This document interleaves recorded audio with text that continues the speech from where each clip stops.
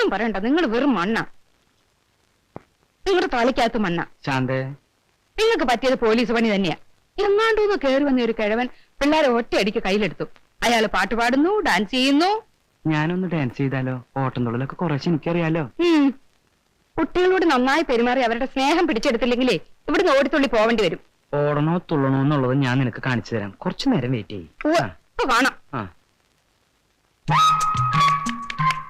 മോൻ ഗംഭീരമായിട്ട് cricket കളിക്കണ്ടല്ലോ. Cricket അല്ലാതെ എന്തായാലും കളി ഗംഭീരം തന്നെ. മോന്റെ ഈ മിടുക്കും കളിയൊക്കെ കാണുമ്പോ എനിക്ക് എന്റെ കുട്ടിക്കാലം ഓർമ്മ വരിക. അതെന്താ? ഇതുപോലെ തന്നെയായിരുന്നു ഞാനും. അന്നത്തെ കളി കള്ളനും പോലീസും കളിക്കില്ല. അമ്മാവൻ ഒറ്റയ്ക്ക് കള്ളൻ, അപ്പുറത്തുള്ളൊരു മുഴുവനും പോലീസുകാര്. എല്ലാ കളിയിലും കള്ളൻ പോലീസുകാർ ഇടിച്ചു വീഴ്ത്തും. അറിയോ? പിന്നെ മോൻ സിനിമയിൽ ജാക്കി ചായനെ പറ്റി കേട്ടിട്ടില്ലേ? അതേപോലെ അമ്മാവനും സ്റ്റണ്ട് ചെയ്യും. കളിക്കാം. മോൻ ഇങ്ങനെ തിരിഞ്ഞു നിൽക്ക്. അമ്മാവൻ ഇടിക്കണ പോലെ കാണിക്കുകയുള്ളൂ, മേല് കൊള്ളില്ല. കേട്ടാ? മേല് കൊണ്ടില്ലല്ലോ. ഇനി ഇതുപോലെ തന്നെ വന്ന് നിൽക്ക്. അതുപോലെ തന്നെ വീഴണം. അയ്യോ, ഞാൻ ഇടിക്കാം. ഓ, ഞാൻ വീഴാം. ഞാൻ വീഴാം.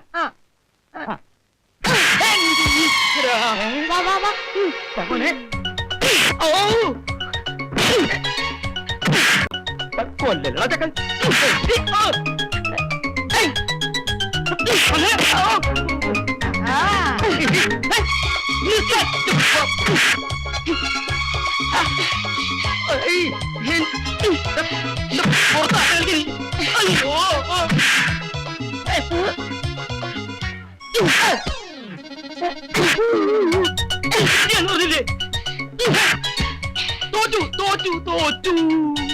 ഇത് നല്ല കളി, എന്നും കളിക്കാം.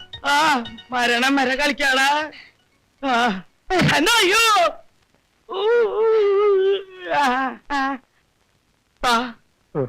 പത്രല്ല കൈ തരാൻ. എന്റെ മൂത്ത് എന്തെങ്കിലും വ്യത്യാസം ഉണ്ടാ? ഒന്നുമില്ല. ഇവിടെ എവിടെങ്കിലും പൊട്ടിയിട്ടുണ്ടോ നോക്കി? എവിടെ? ഇവിടെ പൊട്ടിയിട്ടുണ്ട്. പുറത്തൊടിഞ്ഞു വരാനല്ല, അല്ല വായിൽ ഉപ്പുരസം തോന്നുന്നുണ്ട്. ചെറുതായിട്ട് ഉൾപ്പുരസില്ലേ? എന്നാ ഉള്ളു പൊട്ടിയിട്ടുണ്ടാവും. അവൻ നല്ല മിടുക്കനാ. എന്നാ ഒരു നല്ല ഇഷ്ടായി. പൊട്ടിനെ നിന്നെ ഞാൻ കൊല്ലും. ഇപ്പൊ ശരിക്കും അരി ഓരിയായി. ആരാ മീര ഇത്? അത് ഞാനൊരു നിമിഷ കവിയാണ്. എങ്കിൽ ഈ നിമിഷം തന്നെ എഴുന്നേക്കണം. യാതൊരു മാനസില്ലാതെ കയറി വരിക, ഇരിക്കുക. മീരെ, ഞാൻ ദുർബലനാണ് സ്നേഹത്തിന്റെ കാര്യം വരുമ്പോ മാത്രം. അല്ലാത്തപ്പോ ഞാൻ വെറും തൊട്ടിയാണ്. അത് വന്ന വരവിൽ തന്നെ മനസ്സിലായി. എന്ത് മനസ്സിലായി? എന്ത് മനസ്സിലായി നിങ്ങൾക്ക്? പ്ലീസ് മിസ്റ്റർ ബാബുരാജ്, ഇങ്ങോട്ട് വരൂ. നിങ്ങൾക്ക് എന്ത് വേണം? എനിക്ക് വലുത് മോഹൻ സാറാണ്. അദ്ദേഹത്തിന് കൊടുത്ത വാക്കാണ്. ആ വാക്ക് എനിക്ക് പാലിക്കണം. എനിക്ക് ഹൃദയം തുറന്നൊന്ന് സംസാരിക്കണം. ഹൃദയം തുറക്കാനൊന്നും ഇപ്പൊ പറ്റില്ല. പിന്നെ എപ്പോ പറ്റും? വീട്ടിലും ആൾക്കാരുടെ ശല്യം. പിന്നെ എന്റെ നിമിഷ കവിതയെ പറ്റി ഒന്നും പറഞ്ഞില്ല. പ്ലീസ്, പിന്നെ സംസാരിക്കാം. എപ്പോ? ഒരു കാര്യം ചെയ്യാം. എല്ലാരും ഉറങ്ങിക്കഴിഞ്ഞതിന് ശേഷം രാത്രി വീട്ടിൽ ആ സ്വിമ്മിംഗ് പൂളിന്റെ അടുത്തേക്ക് ഒന്ന് വരുമോ? അത് പറ്റില്ലെങ്കിൽ ഇവിടെ എല്ലാവരുടെയും മുമ്പിൽ വെച്ച് സംസാരിക്കാം. വേണ്ട, ഞാൻ വരാം. ഉറക്കത്തെ ഒന്നൊരു കുറവുമില്ല. മോണെന്തിനാ കരയുന്നത്? പാലോ മറ്റോ വേണോ എന്തോ. അല്ല കുഞ്ഞമ്മേ, മഞ്ജുവിന്റെ ബാവ നമ്മുടെ സ്വിമ്മിംഗ് പൂളിൽ വീണു തോന്നുന്നു. അതാ. അയ്യോ, ആണോ മോളെ? കുഞ്ഞമ്മേ, ഒന്ന് പോയി എടുത്തോണ്ട് വാ, അല്ലെങ്കിൽ ഇവള് കരച്ചിൽ നിർത്തില്ല. ഓ, അതിനെന്താ, ഞാൻ എടുത്തിട്ട് വരാലോ. ആ കുഞ്ഞമ്മേ, പുറത്ത് നല്ല മഞ്ഞുണ്ട്. ഇത് തലവഴി മൂടിക്കോ.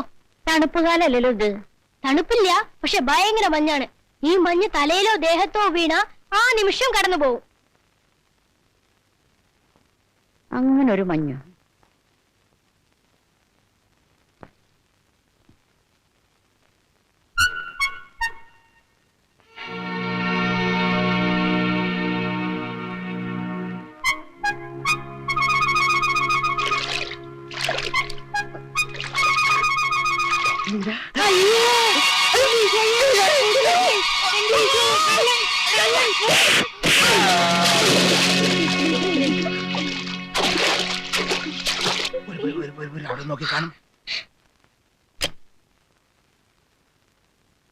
എന്തായി?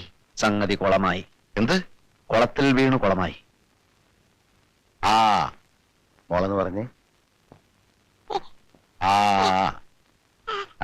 ആ ആ എന്നാ പോട്ടെ, എന്നാ പോട്ടെ, പോട്ടെ പോട്ടെ പോട്ടെ. മോൾ ആനയെ കണ്ടിട്ടില്ലേ? എത്രയും വലിപ്പമുണ്ട് ആനയ്ക്ക്? വലിയത്. ഇനി പറഞ്ഞേ ആന.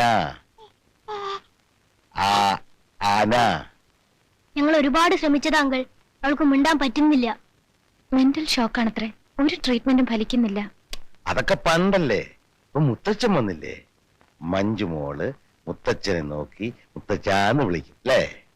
അല്ലെങ്കിൽ വേണ്ട അമ്മ. പറഞ്ഞേ അമ്മ.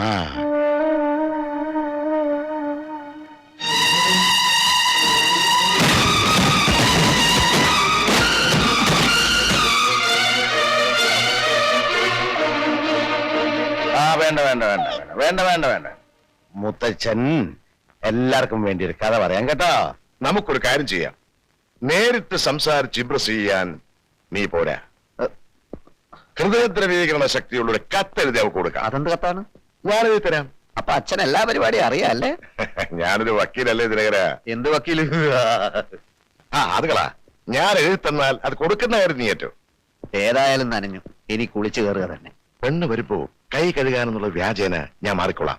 ആ തക്കത്തിൽ കൊടുത്തേക്കണം. വരുന്നുണ്ടെന്ന് തോന്നുന്നു. കെട്ടടി.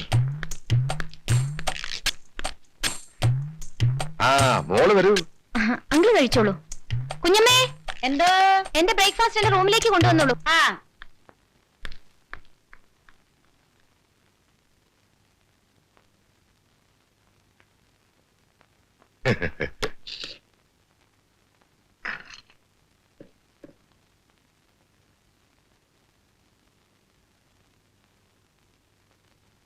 ഇനി ഒന്നും നോക്കാറില്ല. കത്ത് ദോശക്കടയിലേക്ക് കയറ്റിക്കോ. കത്ത് ദോശക്കടയിലേക്ക് കയറ്റിക്കോ.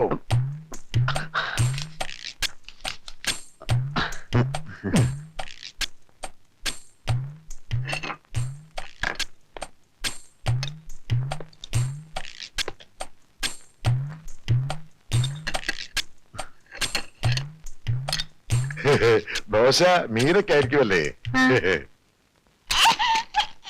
അയ്യോ അയ്യോ, എന്റെ മോള് വീണോ? പോട്ടെ. കരയണ്ട കേട്ടോ, കരയണ്ട. ചേച്ചി ഒരു കാര്യം കാണിച്ചു തരാം കേട്ടോ.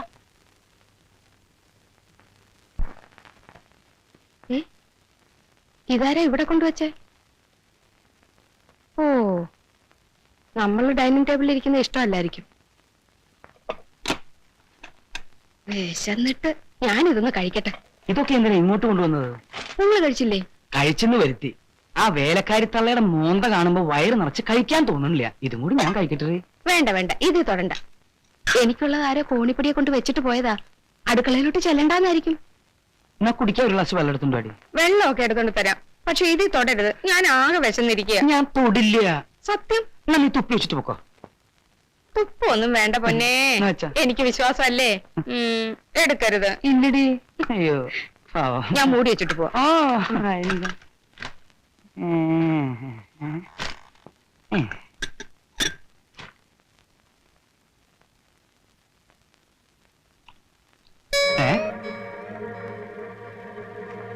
ഇതെന്താ ഇതിലൊരു എഴുത്ത്? എന്റെ ഓമ വിധി കേൾക്കാൻ കാത്തു നിൽക്കുന്ന ഒന്നാം പ്രതിയെ പോലെ എന്റെ ഹൃദയം പെരുമ്പറ കൊട്ടുകയാണ്. പറയൂ, വിധി പറയൂ. എന്നെ ഇഷ്ടമാണ് എന്നായിരിക്കണം ആ വിധി. ഇഷ്ടമല്ല എന്ന് പറഞ്ഞാൽ ഞാൻ തളർന്നു പോവും. എനിക്കറിയാം, എന്റെ ഹൃദയേശ്വരിയും ഞാനുമായുള്ള ബന്ധത്തിനെതിരെ ശബ്ദമുയർത്താനും വാദങ്ങൾ ഉന്നയിക്കാനും തൽപര കക്ഷികൾ നിരവധി ഉണ്ടെന്ന്. ഈ കക്ഷികൾ നമ്മുടെ ശത്രുക്കളാണ്. അതുകൊണ്ട് ഭവതിയുടെ ഹൃദയമാകുന്ന സുപ്രീം കോർട്ടിൽ ഞാൻ സമർപ്പിക്കുകയാണ് ഈ പ്രേമഹർജി. എത്രയും പെട്ടെന്ന് നമ്മൾ ഒന്നായി തീരാൻ ദയവുണ്ടാവണം. പറയൂ, ഇനിയെങ്കിലും വിധി പറയൂ എന്ന് ഭവതിയുടെ പ്രേമഭിക്ഷന്തേ. രണ്ട് കാലമാടന്മാരും കൂടെ നിങ്ങൾ വെട്ടി വിഴുങ്ങ. ഇതെന്നു മുതൽ തുടങ്ങി? വളരെ കൊല്ലങ്ങളായോ? എന്താ ചോദിക്കുന്നത്? ഹൃദയമാകുന്ന സുപ്രീം കോർട്ടിൽ കിടന്നിട്ടുള്ള ഈ കളി തുടങ്ങിയിട്ട് എത്ര കാലമായെന്ന് ഞാൻ ചോദിച്ചത്. എന്റെ ഭഗവാനെ, പെട്ടെന്ന് ഈ മനുഷ്യന് വട്ടായി പോയോ? ഇനി ഒന്നു മാത്രം അറിഞ്ഞാൽ മതി. നീ പ്രസവിച്ചതും എന്റേതെന്ന് പറയപ്പെടുന്നതായ ആ രണ്ട് മക്കളുടെ യഥാർത്ഥ അച്ഛൻ ഞാൻ തന്നെയാണോടി. തോന്നിയാസം പറഞ്ഞാലുണ്ടല്ലോ. നിന്നെ കൊല്ലുടി. ഞാൻ പല വീട്ടിലും കേട്ടു. എന്റെ വീട്ടിലാ.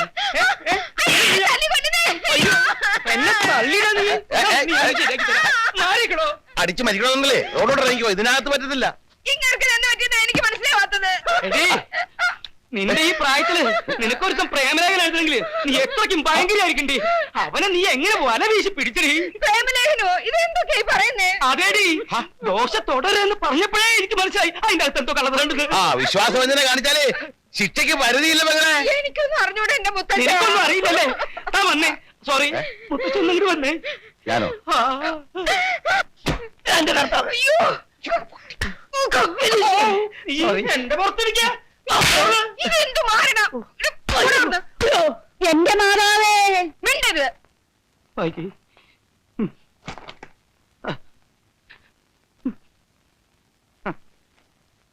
മനസ്സിലായി. എന്ത് മനസ്സിലായി? ഇത് എഴുതിയത് ആരാണെന്ന് മനസ്സിലായി. ഓ, എങ്കിൽ പറഞ്ഞതാ, ഞാൻ ഇപ്പൊ തന്നെ പോയി അവന്റെ കഥ കഴിക്കും. കഥയൊന്നും കഴിക്കണ്ട, നിർബന്ധമാണ് രണ്ട് ഇടി കൊടുത്തത്. ഓക്കെ, ആരാ? ഇതൊരു വക്കീൽ എഴുതിയ പ്രേമലേഖനമാ. വിധിയും കോട്ടും ഒക്കെ കണ്ടില്ലേ? ഉവ്, ഏത് വക്കീൽ? പുറത്തുനിന്നൊരു വക്കീൽ തന്റെ ഭാര്യയ്ക്ക് കത്തെഴുതുമെന്ന് ഞാൻ വിചാരിക്കുന്നില്ല. എന്ന് വെച്ചാൽ? ഓ, അത് ശരി, അവൻ. ആ. എടാ വക്കീലേ, ആരാ ഇവിടുത്തെ പ്രേമ ശിക്ഷാന്റെ? നിന്റെ പ്രേമഹർജി എന്റെ ഭാര്യയുടെ അടുത്താ? അയ്യോ, അതൊക്കെ അവരുടെ കയ്യിലെത്തി. അപ്പൊ നീ തന്നെയാണ് നിന്റെ അടല്ലേ? നിനക്ക് എന്നെ മനസ്സിലായില്ല. എന്താണ്? അയ്യോ, എന്റെ അമ്മോ! അടിച്ച കൈ ഓടിക്കച്ച. അല്ല വക്കീൽ സാറേ, എന്റെ അമ്മോ! അയ്യോ!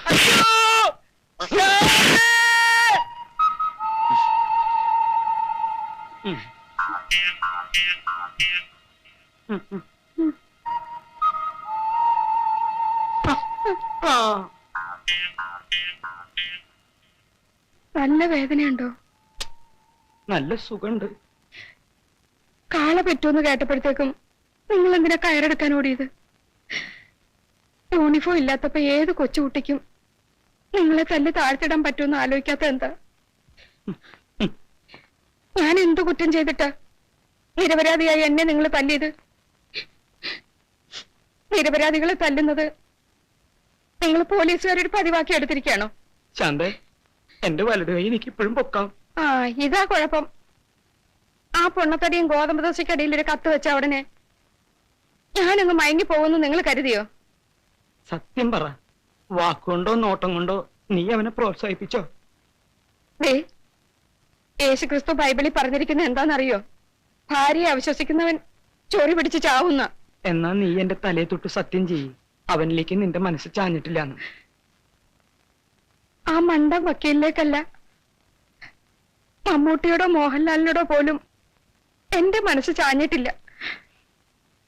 ഇനി ചായവേ ഇല്ല. നാളെ നാളെ നാളെ നാളെ നാളെ കഴിഞ്ഞ് മറ്റന്നാൾ, നാളെ കഴിഞ്ഞ് മറ്റന്നാൾ മണിക്കൂറുകൾ മാത്രം എണ്ണപ്പെട്ടുകൊണ്ടിരിക്കുന്ന കേരളത്തിന്റെ ടിക്കറ്റുകൾ 25 ലക്ഷവും മാരുതി കാർ. 10 ലക്ഷം ഏതാ? ഇത് കർണാടക ദസറ ബമ്പർ, കേരളം 25 ലക്ഷം, തമിഴ്നാട് പൊങ്കൽ ബമ്പർ.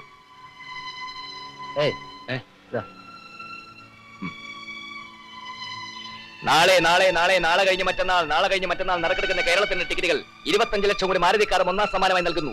അങ്കമാലിയിലെ പാവപ്പെട്ട താറാവാൻ 25 ലക്ഷവും അംബാസഡർക്കാരും നേടിക്കൊടുത്ത അതേ ഏജൻസിയുടെ ടിക്കറ്റുകൾ. ഭാഗ്യദേവത നിങ്ങളെ മാടി മാടി വിളിക്കുകയാണ് സഹോദര.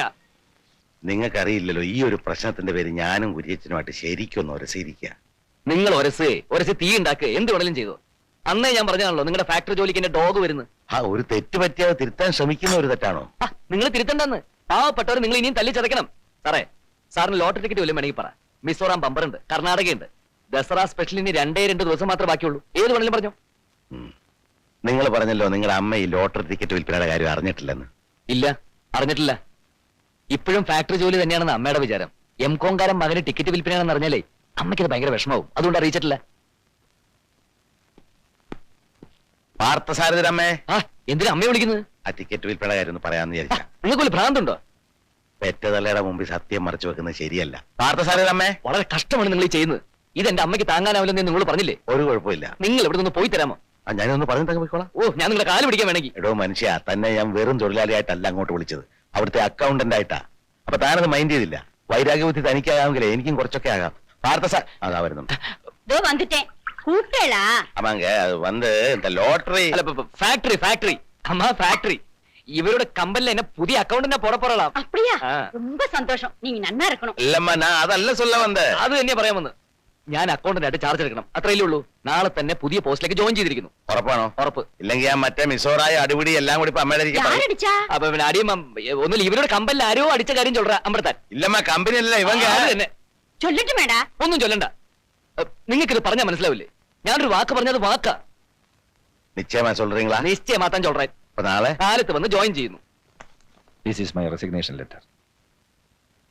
സ്വരം നന്നായിരിക്കുമ്പോഴേ പാട്ട് നിർത്തുക എന്ന് പറയുന്നത് വളരെ പഴയൊരു ചൊല്ലാണെങ്കിലും അതാണ് എന്റെ ആഗ്രഹം. അങ്കിൾ എന്തായി പറയുന്നത്? പെട്ടെന്ന് ഇങ്ങനെ ഞങ്ങളെ ഡിസോൺ ചെയ്യാൻ ഞങ്ങൾ എന്ത് കുറ്റം ചെയ്തു? ഞാൻ ആരെയും കുറ്റപ്പെടുത്തിയില്ലല്ലോ. മീര മാത്രമല്ല ഇപ്പോ കമ്പനിയുടെ MD, ഒരുപാട് പേരാണ്. ഞാൻ ജോലിയിൽ നിന്ന് പിരിച്ചുവിട്ട ഒരു സാധാരണ തൊഴിലാളി ഇപ്പോ കമ്പനിയുടെ അക്കൗണ്ടന്റ് ആണ് പോലും. അങ്കിൾ അത് അയാളുടെ യഥാർത്ഥ സ്ഥിതി അറിഞ്ഞാലെന്താ? അയാൾ ചിലപ്പോ പട്ടിണിക്കാരനായിരിക്കും. ഇവിടെ പട്ടിണിക്കാർ ധാരാളം ഉണ്ടല്ലോ. നമ്മുടെ ഈ ഒരു ഫാക്ടറിയിലെ വരുമാനം കൊണ്ട് ഈ നാട്ടിലെ മുഴുവൻ ആളുകളുടെയും പട്ടിണി മാറ്റാൻ പറ്റുമോ? അങ്ങനെയല്ല അങ്കിൾ, അയാള് നേരത്തെ അവിടെ, പിന്നെ അയാൾ ആശുപത്രിയിലായപ്പോ ആകപ്പാടെ ആ ഒരു ഗിൽറ്റി കോൺഷ്യസ് ഉണ്ട്. മനസ്സിലാവാഞ്ഞിട്ടല്ല, അയാളെ പിരിച്ചുവിടാൻ ഞാൻ പറയുകയില്ല. ഞാനില്ലേലും ഫാക്ടറി നടന്നോളും, അത്രേ ഉള്ളൂ. Uncle please. പിരിഞ്ഞു പോകുന്നതിൽ നിങ്ങളെക്കാൾ വിഷമം എനിക്കുണ്ട്. പക്ഷേ ഇതെന്റെ ഫൈനൽ ഡിസിഷനാണ്. നാളെ മുതൽ ഞാൻ ഫാക്ടറിയിൽ വരില്ലെന്നല്ല പറഞ്ഞത്. നിങ്ങൾക്ക് എഫിഷ്യന്റായ ഒരാളെ കിട്ടുന്നത് വരെ, എന്ന് വെച്ചാൽ മാക്സിമം ഒരു 3 മാസം വരെ ഞാൻ നിൽക്കാം. അതിൽ കൂടുതൽ എന്തായാലും എന്നെ കൊണ്ട് വയ്യ. അവിടുന്ന് നിന്നെ തന്നെ ഒന്ന് സൗകര്യത്തിന് കിട്ടാൻ കാത്തിരിക്കുകയായിരുന്നു ഞാൻ. എന്തിനാ? താൻ എന്ത് ധൈര്യത്തിലാണോ എനിക്ക് കത്തയച്ചത്? ഹൈക്കോടതിയിൽ കേസുണ്ട്, പോയിട്ട് വന്ന് സംസാരിക്കാം. ആ ഇവിടുന്ന് ഇറങ്ങിയാലല്ലേ താൻ ഹൈക്കോടതിയിൽ എത്തൂ.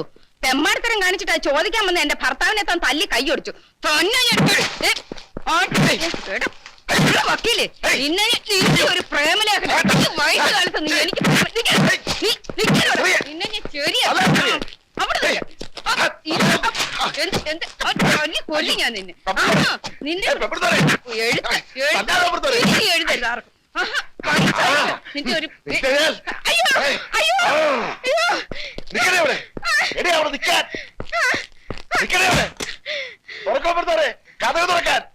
കഥ തുറക്കാനാ പറഞ്ഞത്. അയ്യോ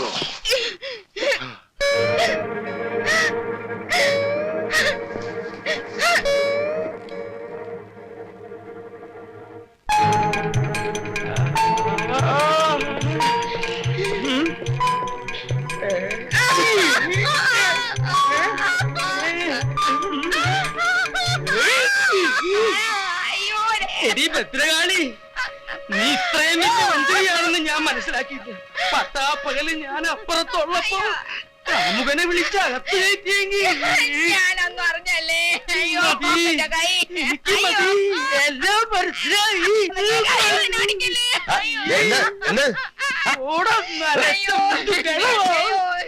പറയട്ടെ.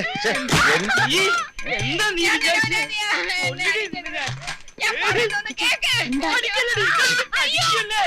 എന്നെ ഞാൻ പറയുന്നത് കേക്ക്. ഞാൻ ഞാൻ കയ്യോടിച്ചല്ലേ.